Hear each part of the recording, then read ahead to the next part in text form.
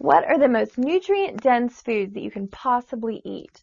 A lot of people call these superfoods, and they're from some tropical regions, some exotic locations, and the reason why these foods have been discovered a lot of times is because there's tribes and populations that are within these specific areas that have really long lifespans.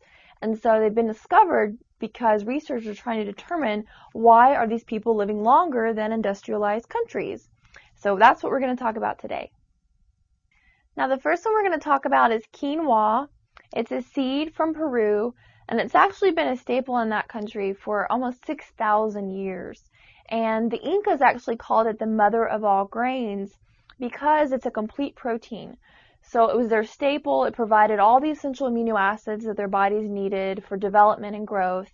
And, you know, it's a seed, it's a grain. And so they were able to eat it relatively easily and not have to worry about, you know, a lack of nutrients with some other vegetables like corn or even wheat doesn't have as many nutrients as quinoa does.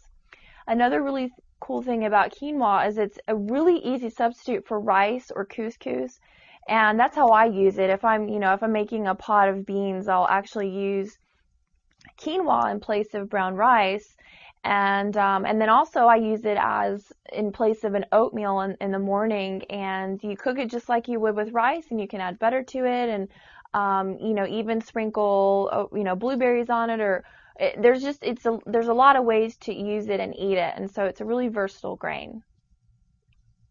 The next superfood I want to talk about is the goji berry. These berries are harvested from the Himalayas, and they are full of essential fatty acids, protein, and antioxidants. Now, in comparison to a real common fruit would be the blueberry. The blueberry rates on a scale of how much antioxidants it has at 2,500. Well, the goji berry has 25,000 antioxidants. So it has 10 times more antioxidants than the blueberry. So that's just kind of show you why this is a superfood. And it has sort of a sour, bitter taste to it. So the way that you can easily take it in, you can do a shot, 1 ounce or 2 ounces a day.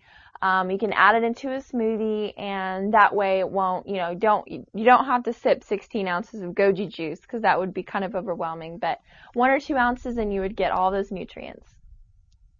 Okay, the next superfood we're going to talk about is acai, and it's spelled A-C-A-I, and you may have started to see this in Starbucks and juice bars and smoothie places, and it's a berry that is harvested from Brazil, and it's extremely high in essential fatty acids, and it's almost a complete protein. So this is a really good staple to have in your diet because you're getting your good fats and you're getting a good amount of protein. And also acai has a compound known as polysterols, which help reduce cholesterol, and it's loaded with antioxidants, vitamin C, a ton of other nutrients. And also acai has the way that your body assimilates it, it sort of gives you an energy boost. So similar to how you would feel when you drink caffeine, you actually are going to give your body the nutrients it needs in order for you to feel energetic, and then you're not getting the side effects of having caffeine in your diet. Also, acai is really high in vitamin E, which is great for your skin, and it has anti-inflammatory properties.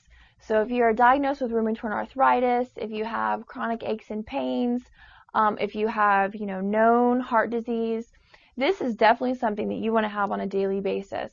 And Whole Foods and Central Market sell the acai juice, so it's real easy to add to smoothies, or if you're just drinking a vegetable juice or fruit juice, you can just put it in there and you're getting all those nutrients that your body needs. Okay, the next superfood we're going to talk about is wheatgrass. Now, this is actually sold in like Petco and PetSmart, and it's just kind of short green grass. It's real easy to grow. And the great thing about it is jam-packed full of nutrients. It has vitamin A, vitamin C, vitamin E, vitamin B. It has calcium, magnesium, iron, potassium. It's just loaded with nutrients. And also, the wheatgrass is going to help with your digestion because it's really high in fiber. You can juice it and you can add it to smoothies. You can do a shot, 1 ounce or 2 ounces a day. And then you're getting not only all those nutrients, but you're also getting antioxidants and that fiber. Wheatgrass contains natural enzymes to support your detox and your digestion. And all these nutrients and all the reasons why wheatgrass is so good for you, researchers actually began to realize how good it was for your body. And in the 1940s, it was actually began to be used as treatment for cancer. The next superfood is spirulina, and this is an algae that grows in warm waters and warm climates, and it's actually been consumed for thousands of years by the Aztecs, the Asians, and Africans. And this has, it's a complete protein, and at 62% of its content is amino acids. It's really rich in minerals, vitamin E. It has a lot of antioxidants, fiber, and it has anti-cancer properties, antiviral properties. And children that were harmed in the nuclear blast in Chernobyl, they actually were treated with spirulina because it showed such improvement in the children's immune system and bone marrow health. Spirulina also helps fight against allergic reactions, and it blocks the histamine release in your body. And then also it has the same amount of iron as beef. So if you're anemic or you need more iron-rich sources of food, this is definitely one to choose. Now, although spirulina has a different form of iron than beef, it's still a version of iron that your body needs. The next superfood I want to talk about is hemp protein. And hemp protein is a highly digestible form of protein. It's a vegetarian source, so it's suitable for vegetarians, vegans, diabetics, even hypoglycemics, especially athletes and even those with digestive disorders. And because it's so digestible, you don't experience some of the bloating and the symptoms if you're real sensitive, if you were consuming whey protein. And another great thing about this hemp protein, it has a real mild nutty flavor, so it's real easy to add to smoothies and even to sprinkle over your cereal or put in your yogurt. I love to put it in my smoothies. That's the way that I get my protein in my fruit smoothies. Hemp protein is also a gluten-free source of protein, and it also has SDA and GLA, which are known to circumvent your predisposition to high cholesterol and low HDL. So you've already been diagnosed with high cholesterol, or you know that that runs in your family, start using this on a daily basis, and then you'll definitely have some great positive results. The next superfood is agave nectar. This nectar is produced in Mexico, and it has the consistency like honey, and it's the perfect sweetener.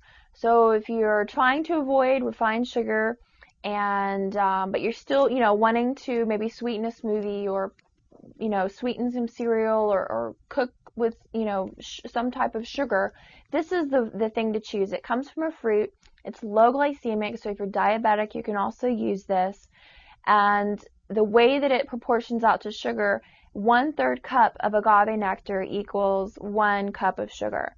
And so add it to your drinks, your smoothies, your beverages, put it on your cereal. And it's a great way to sweeten things, doing it, more healthy way and getting less amount of calories. The last superfood we're going to talk about is stevia. And stevia, it's a sweetener that comes from a leaf, and it's native to South and Central America. And it's actually been used in Japan since 1977. And it is 300 times sweeter than table sugar. So you hardly need to use any of it to sweeten. And then not only that, it almost has no effect on your blood sugar levels. So if you are diabetic or you're just trying to keep your sugar intake low, this is definitely something to use. Now, for some reason, the United States FDA has chosen to not view stevia as a food. It is considered a supplement, so it's not going to be found in the produce area or in, by your honey or anything like that. It's actually going to be in the supplement area. And so look for that to be able to add to, again, your smoothies, your cereals, and even baked products. So these superfoods, power packed full of nutrients, you're not going to find them at your typical grocery store. Make an extra outing, go to a health food store. If you've never been to one, you're just going to be amazed. There's so many foods from all over the country, and these superfoods are going to be there. If you take the time to buy some of these items and incorporate them into your diet, you are definitely going to have great positive benefits, and you're going to feel different. You're going to feel better because these foods have nutrients that your body needs. See you next time.